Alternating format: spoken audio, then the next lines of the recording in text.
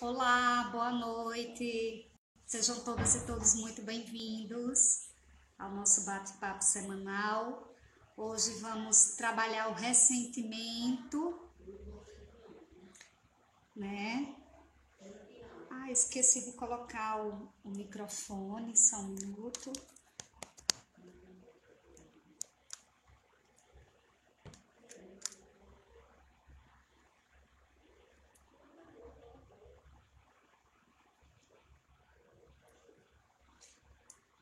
Olá, boa noite, pessoal.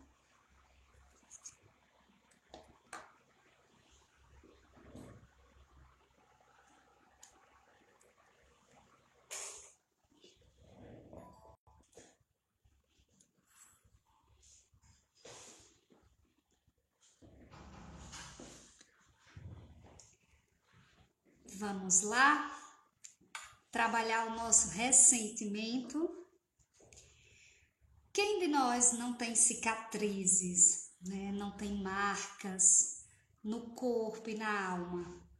Aquelas marcas que muitas vezes a gente acha que não doem mais, que não influenciam mais nas nossas decisões, mas quando a gente torna a olhar para elas, percebe que de certa forma elas ainda machucam ou ainda doem de alguma forma e a gente precisa olhá-las de uma forma especial. Então, para a gente começar o nosso bate-papo, eu vou contar uma historinha e peço que você se coloque no lugar do personagem, que você viva essa história do personagem.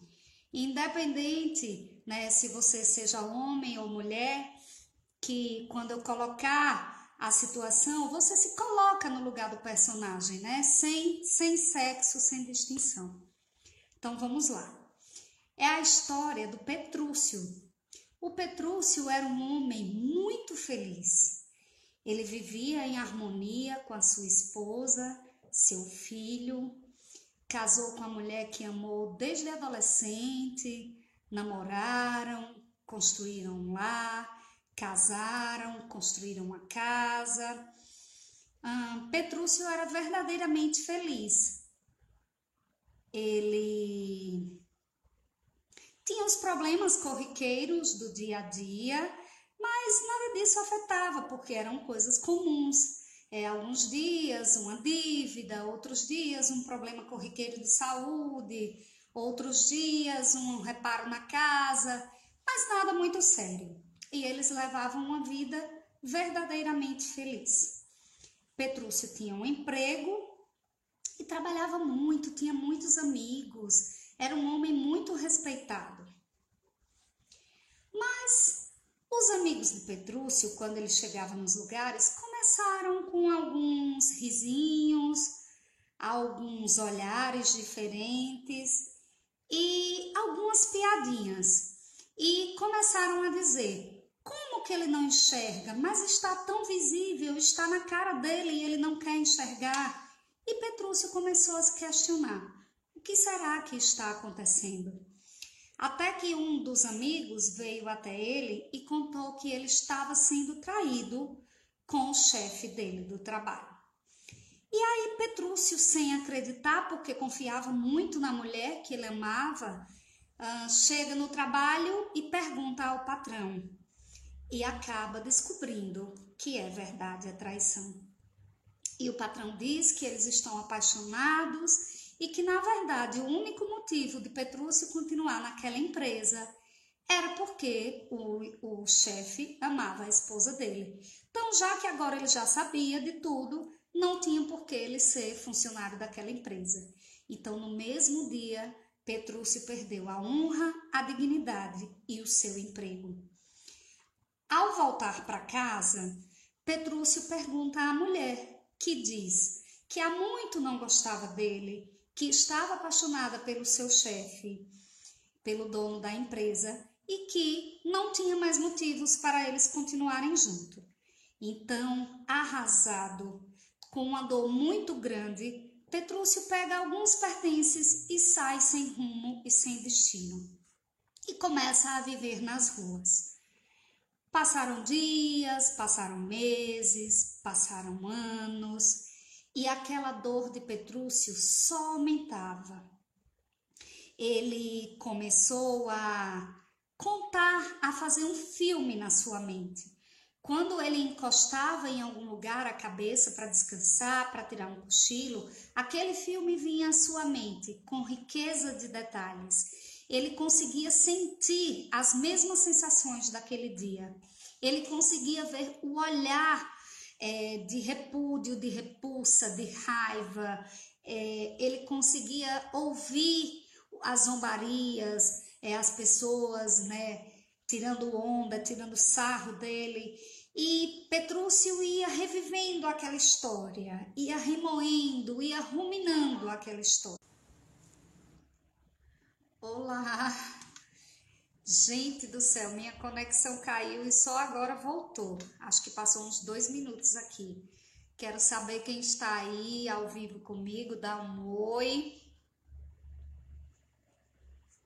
Olá, pessoal. Então, vamos recapitular um pouco a história do Petrúcio. Ele era um homem feliz e ele vivia verdadeiramente feliz. Era casado com a mulher que amava, tinha um filho, uma casa e tinha problemas corriqueiros, mas descobriu que estava sendo traído pelo próprio patrão. E, ao questionar, o patrão afirmou a história, demitiu Petrúcio. A esposa também afirmou que era apaixonada pelo patrão dele e Petrúcio saiu de casa sem destino. E naquele mesmo dia ele perdeu sua honra, sua dignidade, sua alegria de viver e saiu pelas ruas sem destino. Petrúcio passou a morar um dia ali, outro dia aqui, não tinha mais alegria de viver, não tinha vontade de comer e assim foi. Quando ele deitava a cabeça e se recostava para descansar, vinha aquele filme na memória. Petrúcio revivia cada palavra, cada olhar, cada momento, e aquela dor ia aumentando, e aquilo ia consumindo Petrúcio por dentro.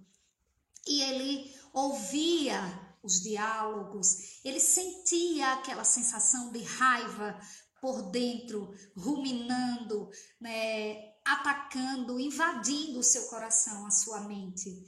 E Petrúcio começou a recontar e a contar essa história a todas as pessoas que encontrava, sejam eles transeuntes, pessoas que passavam pelas ruas. Às vezes ele sentava num bar para afogar as mágoas e ia recontando essa história, cada vez com mais riqueza de detalhes.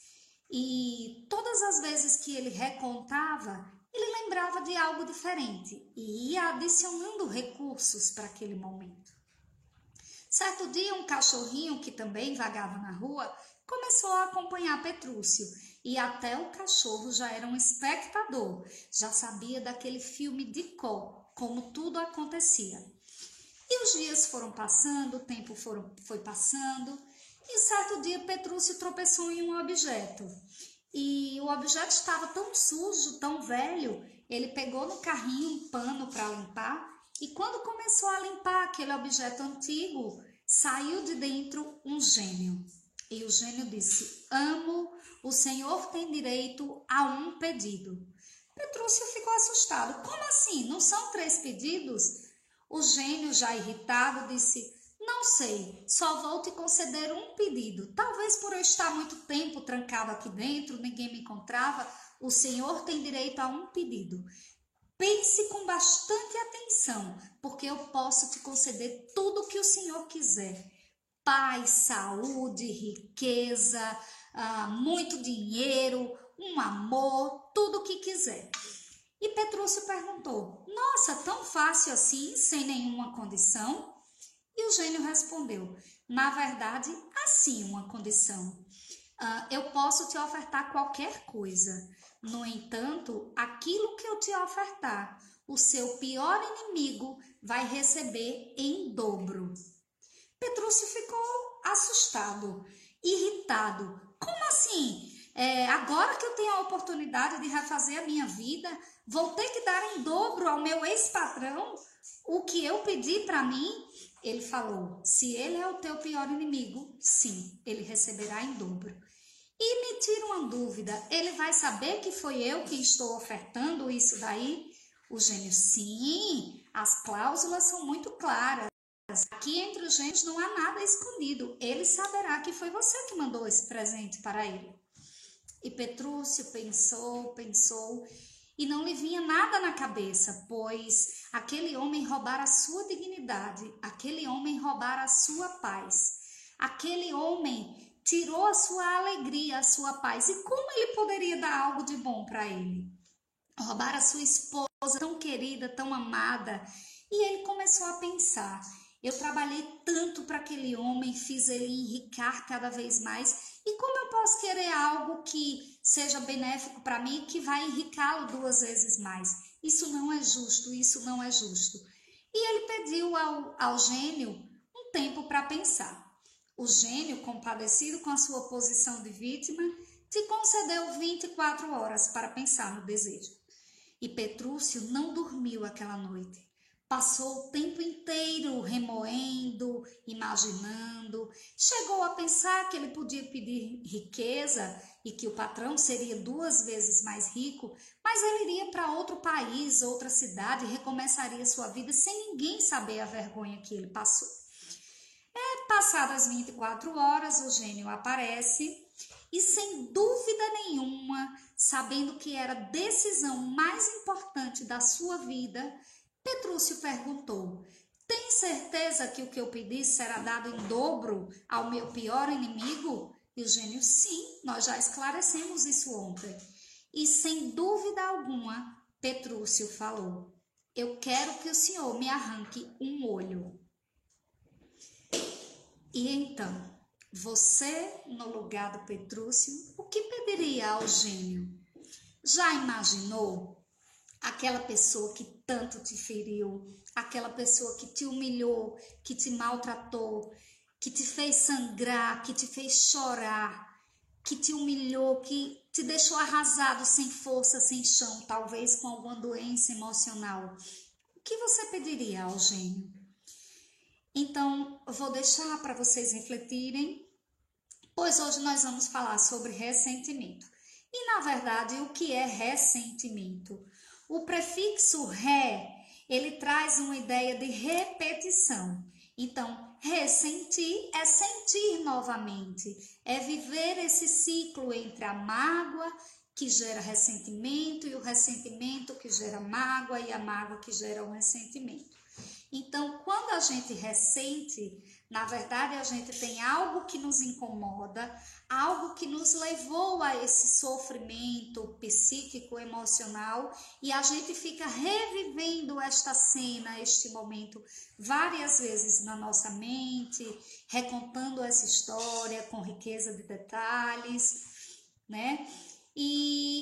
Ou seja, é como se a gente pegasse as nossas cicatrizes que a gente acha que já estão boas e começasse a esfregá-las com, sei lá, com esponja de aço ou com taxinhas, com alguma coisa que perfure, e essas cicatrizes começassem a se abrir de novo, porque lá no fundo, por mais que esteja cicatrizado, se a gente voltar a mexer, vira uma ferida novamente. Né? E a ferida vai se abrir naquele lugar que já está um pouco sensível. Então, isso é ressentir. Né? Eu acho interessante o padre Fábio de Mello, que ele compara o ressentimento a um quadro torto na parede. Todas as vezes que você entra em casa e você vê aquele quadro torto, aquilo te incomoda. Mas as coisas do dia a dia te levam a deixar o quadro daquela forma. E aí você faz faxina, você entra, você sai, você acorda, olha para o quadro, aquilo te incomoda, mas você deixa o quadro lá. Né? Até que em um momento você vai precisar mexer naquele quadro, porque tudo que você não trabalha vai crescer. Então, você decide desentortar o quadro, e para isso você precisa talvez pegar uma escada, um banco, né? Correr o risco de subir e desentortar aquele quadro. E aí você vai aproveitar para tirar ele, dar uma limpada, né? Porque lá vai ter telhas de aranha, podem ter traças, né? Vai ter poeira. E aí você aproveita, faz aquela limpeza e coloca o quadro onde ele realmente deve estar. Então, o ressentimento é como uma fruta estragada que a gente coloca num cesto. Não sei se vocês sabem, se já observaram, que uma fruta estragada, ela tem o poder de começar a estragar todas as outras. Então, o ressentimento, aquela mágoa, aquele problema não resolvido, que a gente não falou, que a gente não trabalhou, começa a estragar o nosso coraçãozinho, começa a estragar o nosso sentimento e vai estragando até que a gente sofre alterações emocionais no sono, no corpo, né, chegando a gerar doenças como a depressão, né, insônia, outros problemas que somatizam no nosso corpo, né? E outra pessoa que fala muito interessante sobre o ressentimento é o Rossandro Klinger, que é um palestrante, um psicólogo, e ele tem muitas palestras legais. E a primeira palestra que ele fez aqui em Sergipe, em Campo do Brito, ele usa a metáfora de que você vai num ônibus e eu vou resumir, tá? Porque a história ele conta com mais detalhes. E você está carregando uma vasilha que alguém te emprestou e você estava com uma comida dentro da vasilha, mas em determinado momento o passageiro do lado vomita em cima de você. E naquele momento você estava com a vasilha aberta porque você ia comer um pedaço daquela comida e uma parte do vômito cai dentro e outra parte suja você. E aí o ressentimento seria como você guardar aquele vômito dentro da vasilha e passado uma semana você chega na casa dos seus pais e vai contar. Eu voltava no ônibus e uma pessoa que estava do meu lado passou mal e vomitou em cima de mim. E aí você abre a vasilha e cheira, né? Deve estar um cheiro maravilhoso, mas só tem uma semana. E aí passa-se um mês e você vai contar a história para alguém e quando você começa a contar a história, você pega a vasilha, abre e cheira o que tem lá dentro. Então, ressentir é exatamente isso, né? É ficar sentindo o que está fétido, é ficar revivendo aquela podridão. Então, na verdade, quando o outro vomitou em você, é normal que você se irrite, isso é humano, qualquer um se irritaria, né? Talvez seja a primeira reação, mas guardar na vasilha é escolha sua, ou seja, é ressentir. Então, o ressentimento, ou seja, reviver algo que nos causou dor. Obrigada, Alisson, pelo comentário. O ressentimento, ele causa rancor, que causa ódio. E o ódio, ele não é o oposto do amor. O ódio, na verdade, é um amor que está estragado. É uma fruta que está apodrecida e que começa a apodrecer todas as outras. Por esta razão, pessoas que são muito ressentidas começam a carregar no corpo físico algumas marcas, inclusive no rosto, né? A gente percebe quando a pessoa é meio amargurada, né? É muito ressentida, porque ela traz essa marca, essa vivência na sua feição.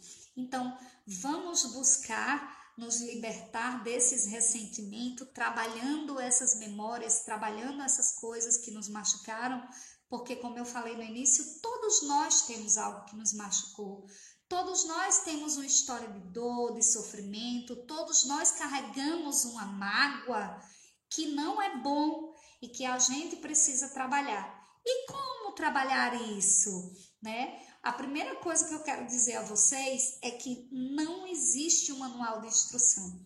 Não existe uma fórmula pronta para se trabalhar algo. E por isso que o tema eu não coloquei como lidar com o ressentimento. E sim trabalhando o nosso ressentimento. Porque na verdade é um processo, é realmente uma construção. Eu mesmo, quando decidi fazer esse tema, eu decidi fazer por algo que me ocorreu essa semana e que era uma memória muito sofrida e muito dolorida para mim, e que em alguns momentos eu sentia a necessidade de contar e de reviver essa história. Mas eu achava que dentro de mim estava tudo muito bem resolvido, porque eu busco terapia, eu medito, né? Eu faço minhas orações, minhas preces, eu perdoei a pessoa que me fez essa atitude, né, durante algum tempo, mas em um momento dessa semana eu percebi que esse assunto não estava tão bem resolvido assim. Então eu decidi compartilhar com vocês o que é que a gente pode fazer, o que é que eu tenho feito para trabalhar esse ressentimento, essas memórias que outrora me causaram tanta dor. Então, a primeira coisa que a gente pode fazer é entrar em contato com o fato que nos causou essa dor, essa mágoa. Ou seja, reconhecer o que dói, como dói, por que dói, onde dói. Porque muitas vezes não, porque a gente coloca em algum lugar do nosso corpo, as nossas células armazenam as nossas dores. Então, quando você pensa naquele fato que, né, aquela injustiça que te fizeram, aquela calúnia, aquela traição, né, aquele sofrimento que lhe proporcionaram, onde você sente essa dor? De que forma te incomoda? Para você pode ser uma falta de ar, para outra pessoa pode ser uma dor no estômago, para outro uma pontada na cabeça, uma enxaqueca, uma dor no coração, uma angústia, o coração apertado. Não sei, cada um vai ter a sua forma de dor. E você precisa reconhecer. Aquele fato me incomodou, aquele fato me causou dor. E aí você começa a olhar de uma forma diferente. É o que na terapia a gente chama de ressignificar. Gente, é fato que para ressignificar precisa ter alguns recursos e a terapia ajuda muito.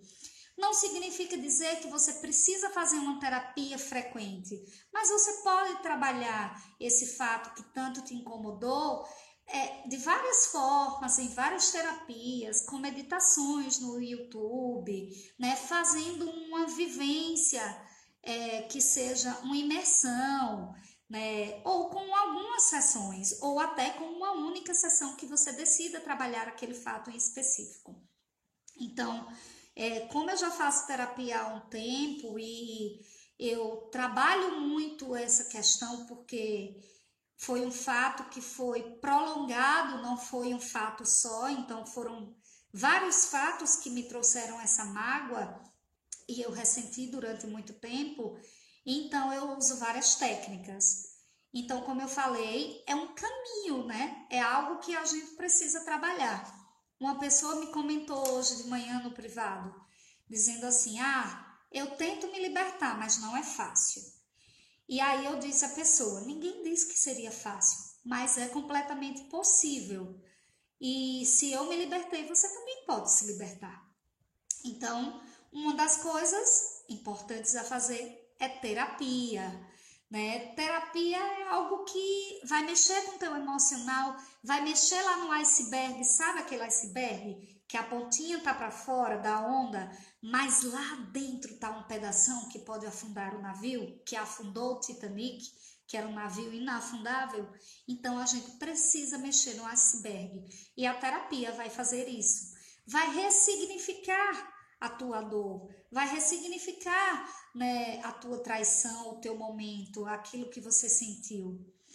E você é como se você estivesse reciclando algo que já não serve mais, algo que está estragado, né? Quando você pega aquela roupa que está rasgada, que está suja, que está velha, mas que você decide lavar, coloca um amaciante bem cheiroso, costura onde estava rasgado, descosturado, e a roupa fica boa para usar novamente. Ela não vai estar 100% como quando era nova, mas ela vai estar apresentável e você consegue usá-la por bastante tempo, né? Então, para a gente resolver qualquer assunto que seja ele, né, como eu falei, de traição, de dor, de humilhação, precisamos enfrentá-lo. Guardar embaixo do tapete aquela poeirinha não vai resolver. É preciso enfrentar a nossa sombra, é preciso enfrentar a nossa dor, e eu sugiro que você faça isso o quanto antes. Pois quanto mais a gente guarda mágoa, dor, mais o nosso coração vai ficando doído, vai ficando sujinho, e da mágoa vai virando ressentimento, e o ressentimento alimenta a mágoa, e assim a gente entra em um processo muito dificultoso de sair, onde a gente mesmo está se colocando. E o que é que a gente precisa fazer para trabalhar essa mágoa, esse ressentimento? Precisamos perdoar. E perdoar não significa que você vai esquecer o que aconteceu e não significa que você vai precisar conviver com a pessoa que te causou aquela dor, mas que você decidiu que vai conviver e vai viver muito bem, independente do que aquele momento te causou. Ou seja, vamos trazer para a realidade. Suponhamos que você apanhava do seu cônjuge, do seu namorado, do seu marido, e você decidiu se separar. Mas depois de um tempo com a terapia, lendo, fazendo meditação, você decidiu que vai perdoá-lo. E você passa a conviver bem com isso.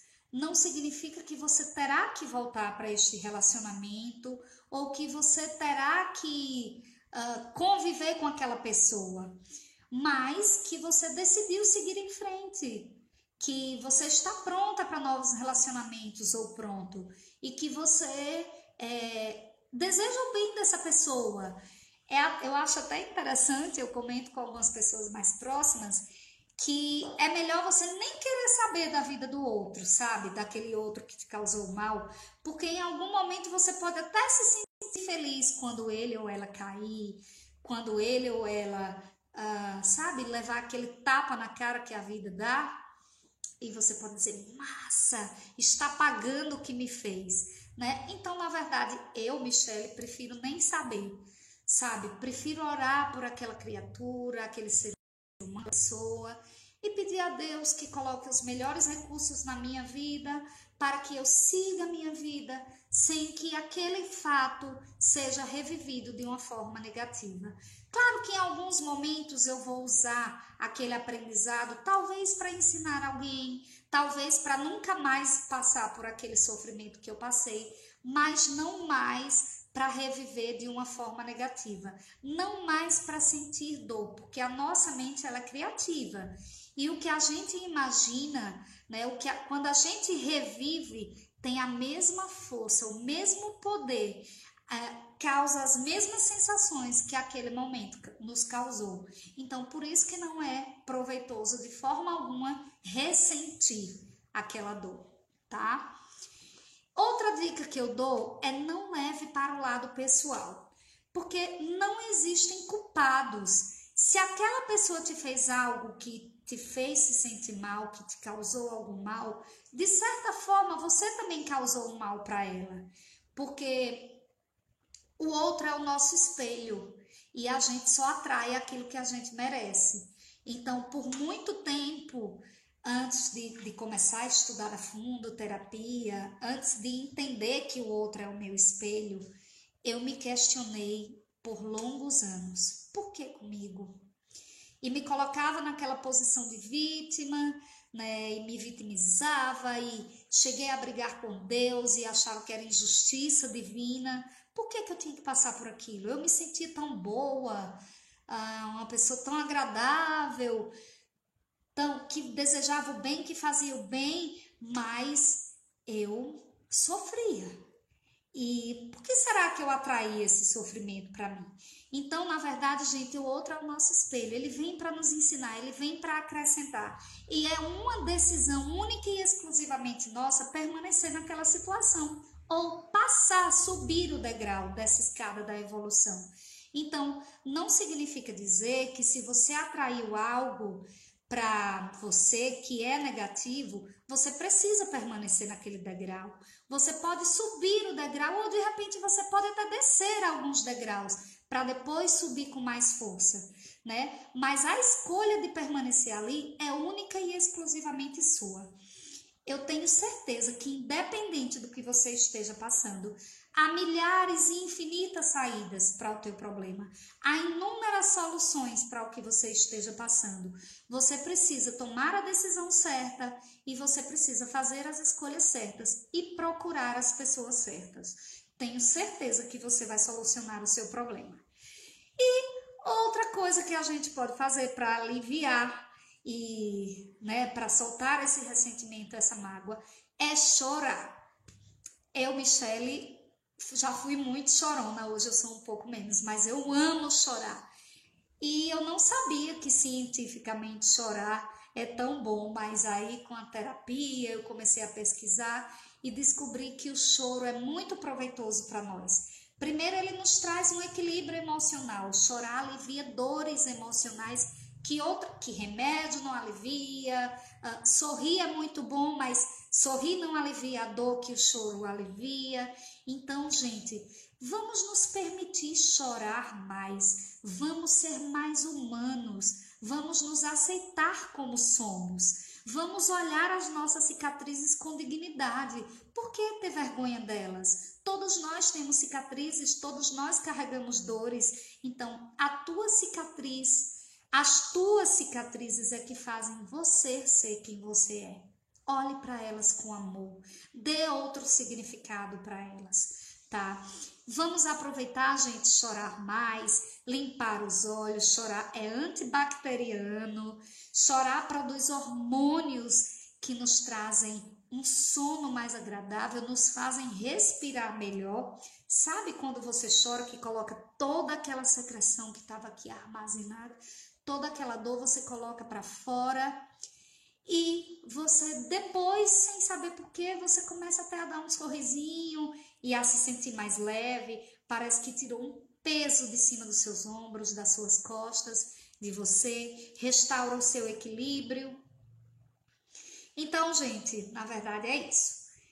Nós merecemos e precisamos, para viver melhor e nos libertar e trabalhar esse ressentimento, entender que as escolhas são únicas e exclusivamente nossas.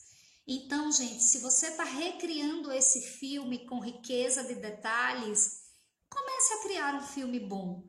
Comece a imaginar aquela situação de uma forma diferente, com a mesma riqueza de detalhes que você imagina e que você revive aquele momento ruim. Então imagine aquela pessoa te fazendo bem, te ofertando o melhor dele ou dela. Ou imagine você ofertando àquela pessoa coisas melhores ainda, sabe? Pega os teus melhores recursos, coloca dentro de uma caixinha e dá de presente para essa pessoa. Claro que na sua imaginação, e a sua imaginação é altamente poderosa. Então, finalizando, eu volto a te perguntar: o que você pediria ao gênio se você estivesse no lugar de Petrúcio? Né? O que você queria dar em dobro para o seu pior inimigo? Para essa pessoa que te causou tanto mal, que te fez sofrer tanto? Eu já refleti muito sobre a história de Petrúcio. Eu tenho olhado para as minhas cicatrizes com muito amor. Eu me lembro de cada uma delas, como foi que eu me cortei, como foi que eu me deixei ferir, como foi que eu me deixei sangrar, cada gota de sangue que eu derramei, cada lágrima. Mas hoje eu sinto orgulho de cada uma delas, porque eu sei que se eu derramasse uma gota de sangue a menos, eu não seria a Michele que eu sou hoje. Então, olhe para você com mais amor. Olhe para tuas cicatrizes. Revisite os lugares mais profundos do teu ser. Chore, se entregue ao processo. Medite, cure-se. A cura está dentro de você. Gratidão por estar comigo mais uma noite. Eu quero que vocês deixem sugestões, gente, de tema, do que a gente trabalhar. Quero mandar um abraço, um beijo no coração da Dona Neuza de Ribeirópolis. Dona Neuza que está sempre comigo, mandando mensagem no meu privado, me incentivando, pedindo conselhos, dizendo o quanto gosta das lives. Muito obrigada, Dona Neuza. Obrigada a todos vocês e até a próxima terça, se Deus quiser.